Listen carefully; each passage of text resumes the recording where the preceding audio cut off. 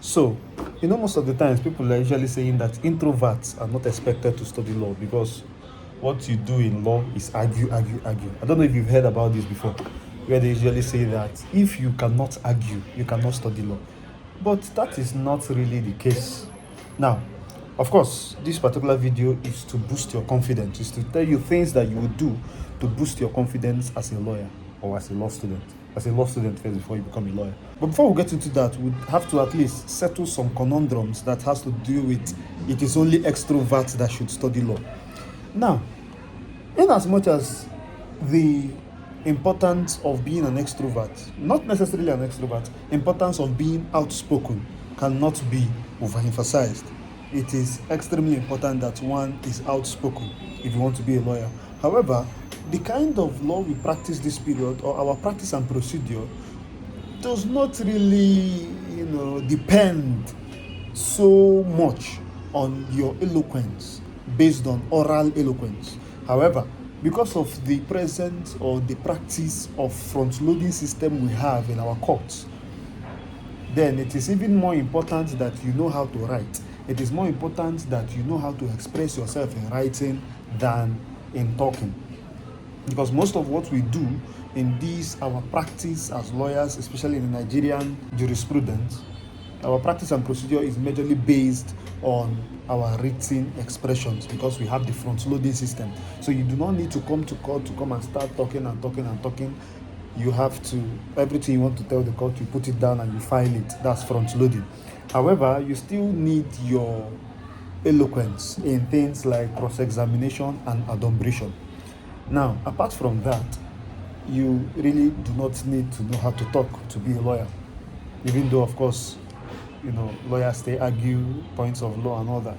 Now, how are you expected to have higher confidence, especially now that you're a law student? Because your confidence level would help you to do well as a lawyer. First of all, the only reason you are shy, or one of the most reason, let me not say it's the only reason, the most reason you are shy is because you are afraid of failure. Now, what do I mean? If I get up and answer question in class, I would be laughed at. What if I don't know it? What if my English is not nice? What if I don't even appear very okay? How can I stand up and everybody will be looking at me? What if I am not everybody's spec? You see, my dear, you do not need to be liked by everybody in order to make it. In order to be the best, you do not, in fact, if you even try to be the best or if you're the best, people will not even like you. So just stick to the fact that, okay, of course, from the beginning, up initio, people are not even supposed to like you. If you want to answer questions in class, or you want to talk in class, or you want to talk, or you want to make a presentation, and your fear is that people will laugh at you, then if they laugh, what happens? Do you understand? So one of the reasons we don't want to come out in public to do things is that, what if I fail? What if I stumble? What if I say nonsense and they will start laughing at me? If they laugh at you, let them laugh at you.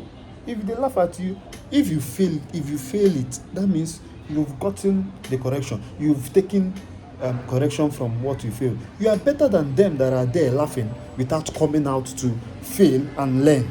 So whenever there is an opportunity, now number one is this: whenever there is an opportunity for you to present, for you to do something, for you to stand out, for you to perform, for you to do anything, yes, your mind will tell you, no, I don't want to do it. But fight against that. Fight against it. Do it. You cannot, nobody can teach you this thing. You learn by doing. There is a question you know. Let us even start with the ones you know. There's a question that has been asked in class. You know it. But why are you not raising your hand to answer the question? I don't want anybody. No. Life favors the bold. It is only the bold that will tell success, here I am, see me. But if you know something, if you are a genius, how will we know that you're a genius if you don't show us that you're a genius? And so it is important that anytime opportunity presents itself for you to talk, for you to present something, for you to perform, for you to do something, Never shy away from the opportunity, provided you are prepared. Unless you don't have anything upstairs. But if you have something upstairs, when the opportunity comes, go for it. Answer that question. They are looking for a group leader. Say, I have to be the group leader. They are looking for somebody that will talk for the group, that will present. Say, I will be the one to do that. The more you do it, the more you condition your mind and your body that, see, we have left that low level of being shy and timid. We are now taking life by force. We are now bold. We are now being bold. So that's one of the ways to conquer your fears. If you have stage fright, that is just it. You just have to fight with it. You just have to. There is no other thing. See, don't buy all these books that will say how to be bold. No, how to be bold is by being bold. How to be bold is by pretending to be bold. How to not be shy is by pretending to be bold. So you pretend and pretend and pretend until you are. So when they say, who wants to do this? You pretend like you are bold. You come out and you talk and you shout and you are pretending, because this is not who you are. But you keep pretending, you keep pretending to be bold. Before you know it, you are bold. So there is nobody that will teach you anything. You are the one that will resolve by yourself and say, I want to be bold. And anytime the opportunity presents itself for you to be bold, then you take it by the horn. You go for it. Now, apart from taking any opportunity, that brings me to number 2. Number 2 is actually supposed to be number 1. So in your mind, now put it in number 1. Number 2, which is supposed to be number 1, you must always be prepared. You must be prepared. As a law student, you must be reading before every class. You must always be prepared. You must be prepared. I cannot overemphasize it. You must be prepared. You must know what your teacher is supposed to teach you in the next class. You must read ahead of teachers. You must ask questions to your senior colleagues. You must be inquisitive. You must have to know things that is not even for your level. That is how your confidence level will boost. Because one of the reasons, like I said, that you don't want to answer questions in class, or one of the reasons you don't want to present, or one of the reasons you don't want to come out in the public to say anything, is because you are afraid of failure. Now, how can you be afraid to fail a particular question if you know the question? You're only afraid to fail a question that was asked because you did not read, because you don't know that question. You don't know the answer to that question. And so, if you even look at it, your being shy or your lack of confidence stems from lack of preparation. And so you must prepare. So when you now prepare and you know these things, you know how to present, you know the assignment they give people for presentation, you know how you know the whole thing, you know the answer. Why are you not shying away? Because now you cannot say you are afraid of failure, because you are prepared. And if you now add this one now that I told you, being prepared and taking the bull by the horn by being bold, even though your body is telling you or your mind is telling you, you might mess up, or if I mess up, so be it. That should be your answer to your mind, because is you that have the control over your body, over your mind, and anything you tell your body to do, that is what your body will do. If you keep succumbing to the voices of your mind, let me tell you something, your body does not like to leave its comfort zone. So your body will repel any attempt to go out of the comfort zone. What is your comfort zone? Let me stay. Let nobody even talk to me. Let nobody even know that I am even here. No, you don't do that. You cannot be an introvert. You will be on the wrong side of life generally if you are an introvert. Not to talk of the law that you are studying. You want to be the voice of the voiceless as a lawyer. How can you be the voice of the voiceless if you don't have a voice? So it is how you to build this your voice that I'm telling you. You must be bold.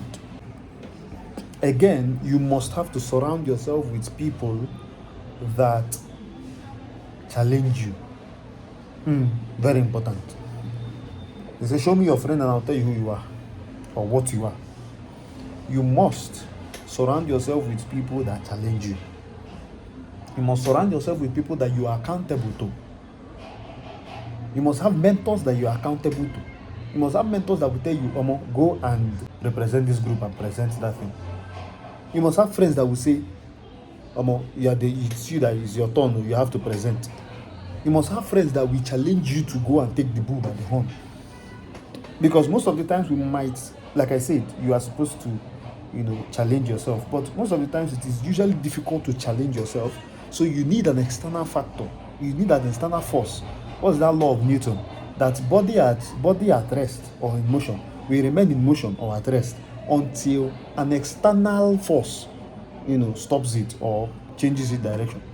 So you need an external force, and these forces should be very good friends that are brilliant, that are bold, and that will challenge you, and you're expected to be accountable to them. How are you supposed to be accountable to them? Go to them, tell them, see you, I don't know how to talk to crowd, I don't know how to come out and be bold, please help me. They will tell you the things that you will do, and you must do them. If they say, okay, try to answer questions in class today, try as much as possible when you go to class to answer questions in class. If they say, okay, you people are going to do group presentation, try and present for your group. If the presentation time reaches, do not go to the back and go and hide. Try and come out and now present. So when you now present, you go to them and you say, see you, I presented, it was bad or it was good. Or if you did not now get to present, if you are now so shy that you could not even get yourself to now come to the front to present, then you also tell them, see, I did not present. I did not present. They will ask you why. You say, nobody will stop you from being the best. If you want to be the best, you must have to be bold. If you want to be successful, life will not favor you as an introvert. I am telling you. Unless you are okay being a mediocre. But at some point, you must have to come out. You must have to be bold. Especially as a lawyer. As a lawyer, you are expected to be the voice of the voiceless. Like I asked, if you are the voice of the voiceless, are you not supposed to have a voice? Anyway, so I will talk to you next time. Peace.